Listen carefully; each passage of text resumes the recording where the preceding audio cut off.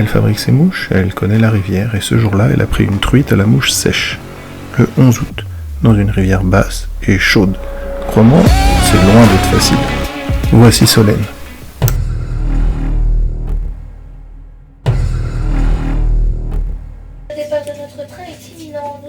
Train pour l'Orient. Solène est guide de pêche. Passionnée, patiente et carrément accro à son job. Moi, je veux savoir pourquoi. Mais avant la session pêche, il fallait qu'elle me raconte comment elle en est arrivée là. Et surtout, pourquoi. Bonjour Solène. Bonjour Thomas. Tu te souviens de la première fois où tu t'es retrouvée au bord de l'eau avec une canne à pêche? Oui, je m'en souviens très bien, j'avais 6-7 ans. J'étais chez ma grand-mère qui habitait au bord du Blavet. Et je voyais souvent des pêcheurs en action de pêche de l'autre côté. Et j'ai demandé à ma mère, ouais, j'ai envie d'aller à la pêche et tout. Donc elle me dit, ok, on va aller chercher au petit magasin du coin, un vieux Toulousain, petite ligne de pêche avec les plombs qui étaient même pas comme il fallait par rapport au flotteur, un gros hameçon. Puis comme on était en plein été, on n'avait pas de verre de terre parce que c'était tellement sec qu'on a pris le bout de camembert du fond du frigo, le truc qui bouge tout seul un petit peu là, celui qui est abandonné tout sec. Donc on a pris ça pour mettre au bout, on n'avait rien d'autre. Et on a coupé un morceau de bambou dans le fond du jardin. Et puis bon voilà, j'ai commencé à pêcher. Ma mère qui était derrière en train de lire un bouquin. Et puis à un moment donné, au bout de quelques dizaines de minutes, j'ai commencé à partir avec la canne à pêche, parce que j'étais toute petite à l'époque. Et ma mère qui me rattrape par la culotte, qui rattrape la canne à pêche avec une tortue de Floride énorme comme ça. Et c'était la première chose que j'ai attrapée de ma vie, c'était une tortue de Floride. Ma mère qui hurlait, ah, une tortue, qui a coupé le fil, et moi qui dis, ah, je vais retourner à la pêche. Et voilà, j'ai été piquée comme ça avec une tortue de Floride. Et à l'époque, qu'est-ce qui t'a accroché dans la pêche à la mouche? La pêche à la mouche, j'y suis venue en allant à l'Audissom à Pont-Scorff. C'était un musée sur le saumon. Et il y avait un monsieur qui était en train de monter des mouches. Moi, j'ai trouvé ça fascinant parce que je faisais souvent des bracelets, de la peinture. J'adorais le côté un petit peu artistique. Et ça me mêlait, moi, la pêche et le côté artistique avec le montage de mouches. Et j'ai trouvé ça génial. Et le monsieur en question m'a dit qu'il y avait une école de pêche qui était pas très loin de chez moi. C'est comme ça que je me suis inscrite à 11 ans à la pêche à la mouche. Et j'ai jamais arrêté depuis. Et le montage de mouches, c'est une passion qui t'est tombée dessus ou t'as cultivé ça petit à petit? Ça m'est tombé dessus justement quand j'étais voir ce monsieur-là par hasard à l'Audissom. Mais oui, je l'ai cultivé au fur et à mesure parce qu'on avait les débuts d'Internet aussi. On avait Jean-Paul de Seine qui est mon maître mon maître Jedi du montage des mouches et que je suis encore aujourd'hui sur Internet. Il fait encore quelques montages de temps en temps et il a vraiment une très bonne pédagogie. Je conseille à tous les débutants d'ailleurs d'aller voir ses vidéos qui sont vraiment très très bien. Et voilà, je continue encore. Après, il y a énormément aujourd'hui de monteurs de mouches, mais voilà, il y a montage de mouches et montage de mouches. Est-ce que tu te rappelles d'un moment où tu as compris que tu voulais en faire plus qu'un loisir? Pour mon métier, oui, c'est sûr. Quand j'ai fait mon BTS gestion et protection de la nature, j'étais en alternance à la Fédération de pêche du Morbihan. Et j'ai fait beaucoup d'animations, moi, pêche au cou avec l'animateur pendant les vacances, et des choses comme ça. Et dans les écoles aussi, on faisait animation environnement et aussi animation nature. Et c'est quelque chose que j'aimais beaucoup faire. Et du coup, après mon BTS, vu que les places de technicien rivière, il n'y en avait plus des masses, ça a été un petit peu pris de partout. Bon, je me suis dit, je vais peut-être en faire mon métier. Alors, je me suis inscrite en BPGEPS animation pêche. D'accord. À quel moment tu t'es dit, ok, je peux en vivre et je veux transmettre ça aux autres en fait? À quel moment? C'était pendant ma formation BPGEPS. J'avais eu l'occasion avec la région Bretagne de faire un partenariat pour reprendre une maison d'écluse. Et du coup, j'étais vraiment au bord de l'eau, guidage de pêche, je faisais une petite buvette en même temps et j'ai pu cumuler plusieurs activités qui m'ont permis de pouvoir en vivre. J'en vis encore un petit peu aujourd'hui, mais voilà, c'est différent. On a les conditions climatiques qui changent, il y a beaucoup de choses qui changent et voilà, ça reste quand même mon métier et ma passion. Tu te considères comme une sportive, une artiste, une artisane ou un peu tout à la fois? Un peu tout à la fois. Le côté artistique, forcément, parce que vraiment on a quand même c'est quand même monter une mouche, c'est quand même voilà de l'art entre guillemets parce que il faut trouver les bons matériaux qui vont flotter ou couler ou être un peu entre les deux, des choses comme ça. Il faut vraiment voilà avoir une part de les proportions. Enfin vraiment, il y a quand même quelques codes on va dire à à respecter, même si on peut vraiment faire des aussi des délires. J'ai fait des comme des serpents, des choses comme ça. Pendant le Covid, on s'embêtait bien, donc il fait des délires un peu plus élaborés, on va dire. Mais oui, côté artistique, super. J'ai aussi l'artisan, forcément. Je vends des mouches et je fais des mouches qui sont, on va dire, que moi je mettrais au bout de la ligne. Je vends pas à mes clients des mouches que je mettrais pas au bout de la canne. Et si elle est moche, je préfère la garder pour moi que de la vendre à mon client.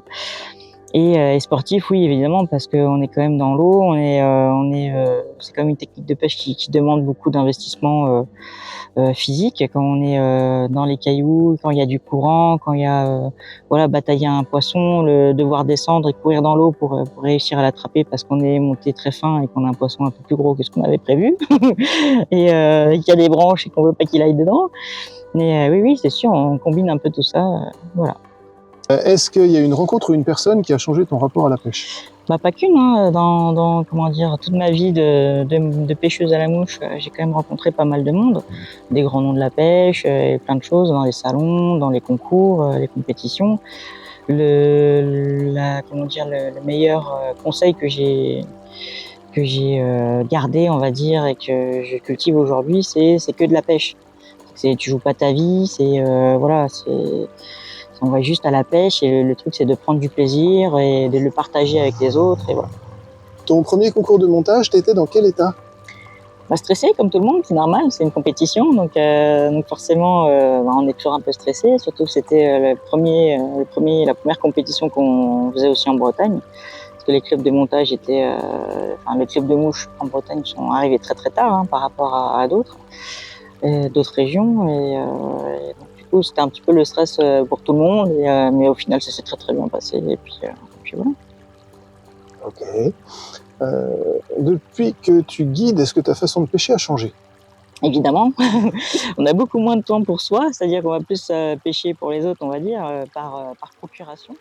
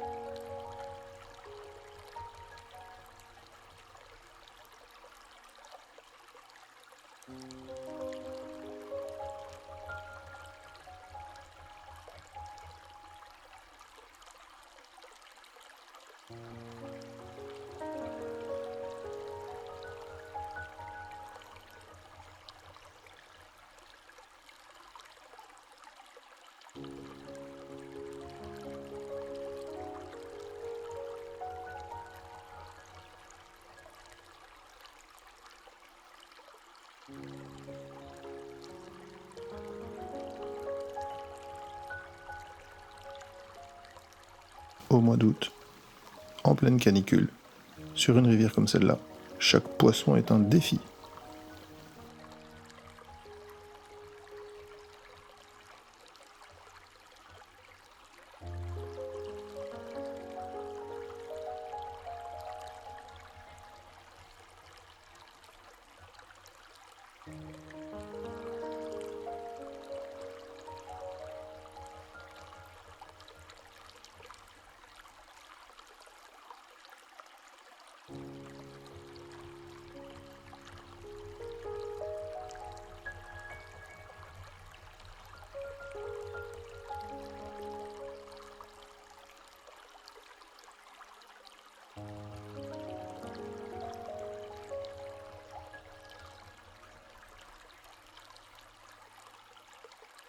Ensuite, j'ai balancé une rafale de questions marrantes. Solène a tout pris frontal, sans filtre.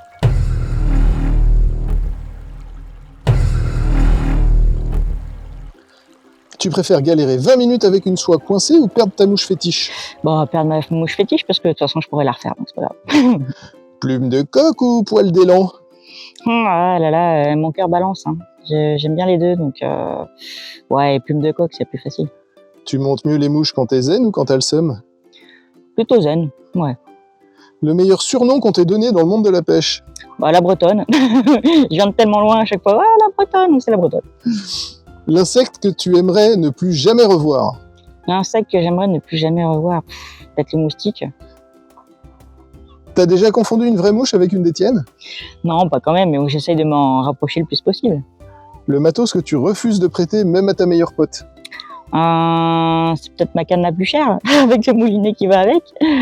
Mais C'est non. quoi? Ah, je vais pas le dire, c'est mes cannes à moi. Ok. Si tu devais donner un nom à ta canne, ce serait lequel? La choupette. La mouche la plus bizarre que t'as jamais montée?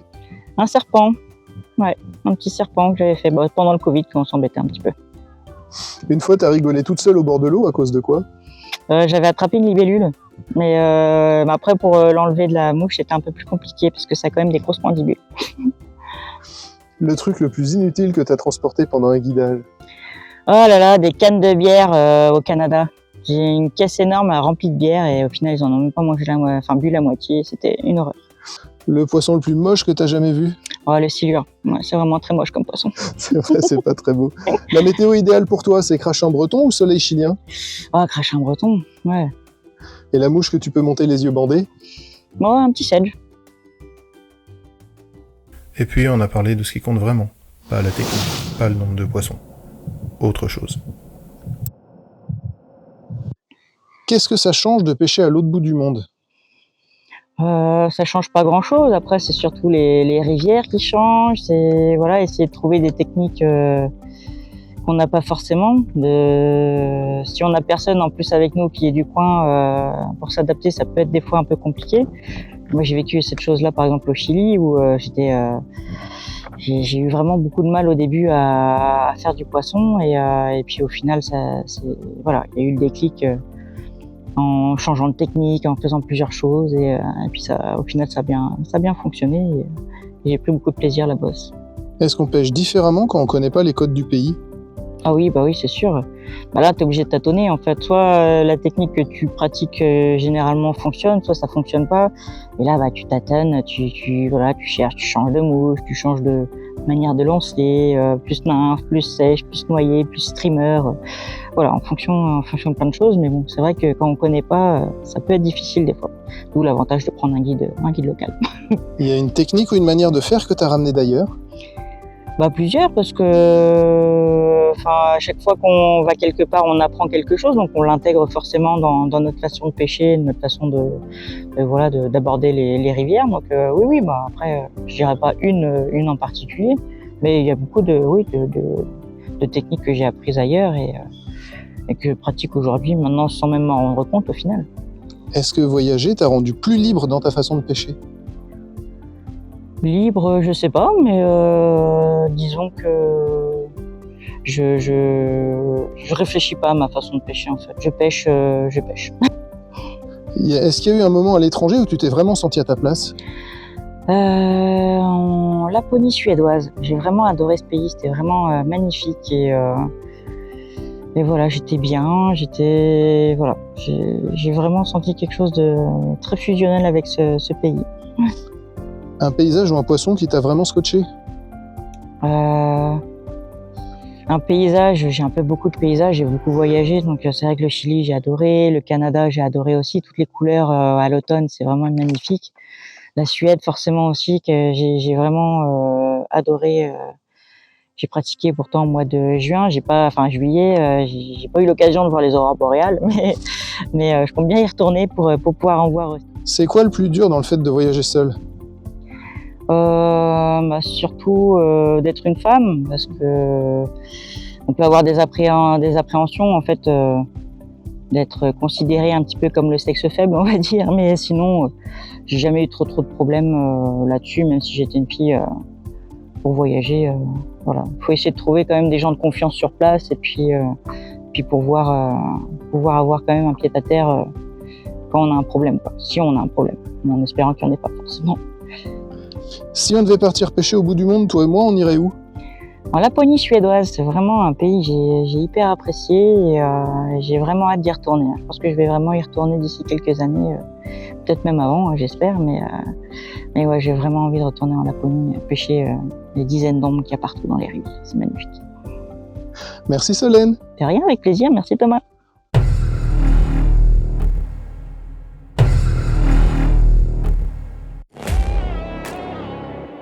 Avec Solène, j'ai pigé un truc. Passion et patience égale poisson. Enfin, la plupart du temps. Ah, et si vous voulez voir Solène monter une mouche de A à Z, j'ai un petit bonus pour vous. Mais il n'est pas public. Écrivez juste mouche en commentaire et je vous envoie le lien.